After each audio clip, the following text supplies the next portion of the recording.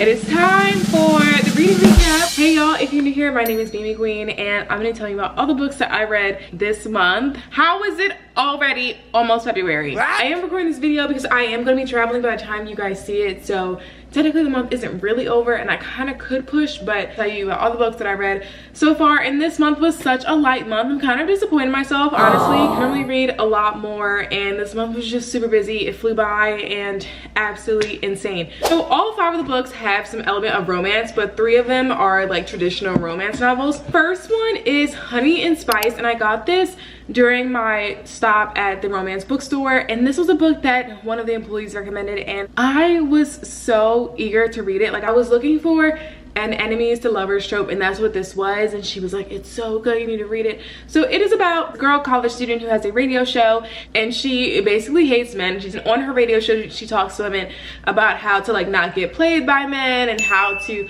like not date F-boys and stuff like that. And then in walks Malachi, who is this guy who is new to the university and is like the hottest guy on campus. Everybody's trying to talk to him and he's like taking all these girls on dates.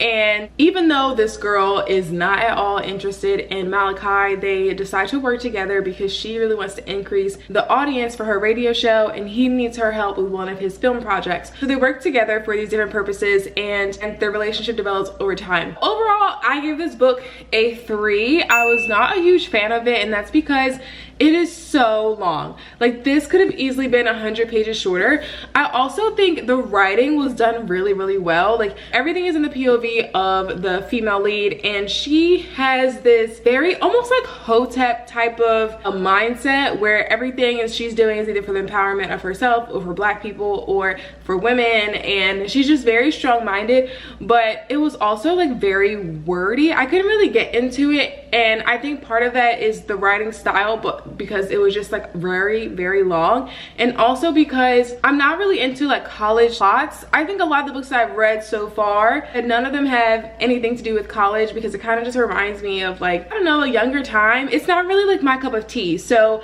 I didn't really like the plot, although I do like the author, although I do think that she could have cut out at least 50 pages of this book and it would have been just as fine. This was like literally no spice too. I did not like that at all. I feel like this could have actually been a YA novel because they like kissed once, maybe twice. Like, it really was not doing what I thought it was gonna do, and I was honestly kind of upset about it. This is one of those books that I forced myself to finish, unfortunately. And I was posting about it as I was reading it on Instagram. A lot of people were saying that they also weren't really into this as much as they thought they would be, so that's really sad, but I did read it. It is a cute read if you are into college stories and plot lines, and this could be something that you could be interested in. It just really wasn't for me. Next was The Wedding Day. This is also another book that I got from the romance bookstore, and this was my series book, so I wanted to get a book that was a part of a series, and this is the first book that's a part of Gatsman Guillory's series. So this one was recommended by a friend, Francesca, at the bookstore, and this is about a girl, a Black girl, who meets this white guy in an elevator.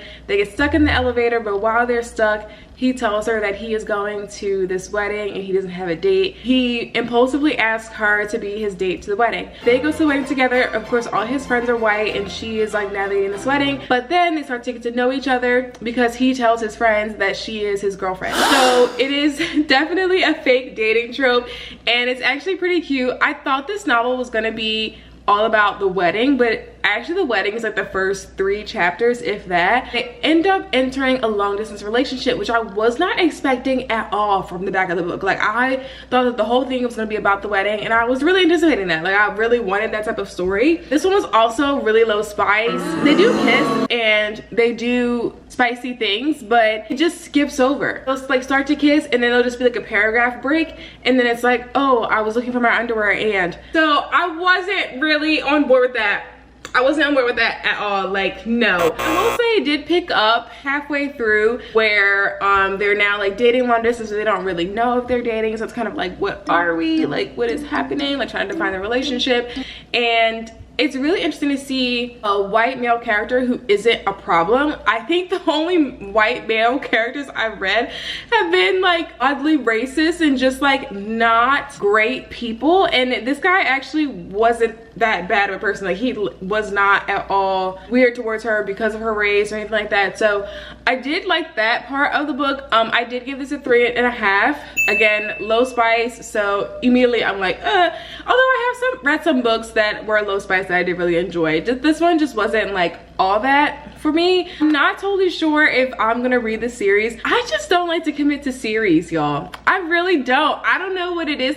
Like, I will watch a Netflix show in a day. If it's like longer than what I can do in a day, then I'm not gonna even start it. So maybe that's a me thing, but like, I do like standalone novels, and I enjoy this one as a standalone. Maybe I will revisit more of Jasmine Guillory's work. I'm not totally sure. Francesca did say that it gets spicier in the next few novels, so TBD. I don't really know yet. This is Forget Me Not by Julie Solo, and I loved this one. I loved it. The same woman from the bookstore who recommended Honey and Spice, she also recommended Forget Me Not, and this is an enemies to lovers trope, and it is about a wedding planner who is Ama, and she is planning this wedding for this Instagram like influencer girl. She's super stoked about it because she really wants this wedding to go well, because it could really put her on the map for weddings in her area. The thing is, she has to work with her ex-boyfriend who is a florist. Together they are trying to plan the wedding. However, they run into a bunch of different roadblocks and of course end up talking to each other again.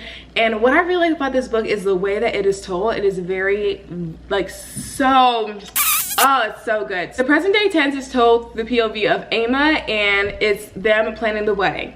But Elliot's point of view is when he first sees her and meets her, and how they start to interact with each other, and then how they start to date. Then that leads up to present day. So you're reading the past and the present at the same time, but also through different POVs. And I thought that was super interesting. I also thought this book was really funny. I love a rom-com book. I read this one in 2 days. I enjoyed it so much. I thought it was really good. So yeah, this one was 5 stars for me. I really did enjoy this a lot. Okay, so next is Black Cake. So I just did a reading vlog on this book, so you guys can see my full detailed play-by-play of what I thought about this book. I overall thought it was gonna be something totally different than what it was. So I thought it was gonna be just about the back cake. I thought it was gonna be them trying to solve the mystery. So the book is about a mother who just passes away, and she is telling the story of her life to her son and daughter. She has been hiding her true identity from them their entire lives. Also tells them that they have a sister that they never met before, and is, you know, their responsibility now to find the sister and, you know, reconnect and just become a family again, or I guess a family for the first time. So this was really a lot. It was just a lot. So it is a Hulu adaptation, so you can watch TV series on Hulu. I just didn't think it was going to be this many themes in one book. It was too much for me personally. I also thought that the overarching storyline, which was about who committed the murder, I thought that was totally lost. It wasn't my type of book. I gave this a 2.5. I know. I didn't like it. A lot of it was also about Black trauma and generational trauma. You already know how I feel about that. I don't read about that all the time.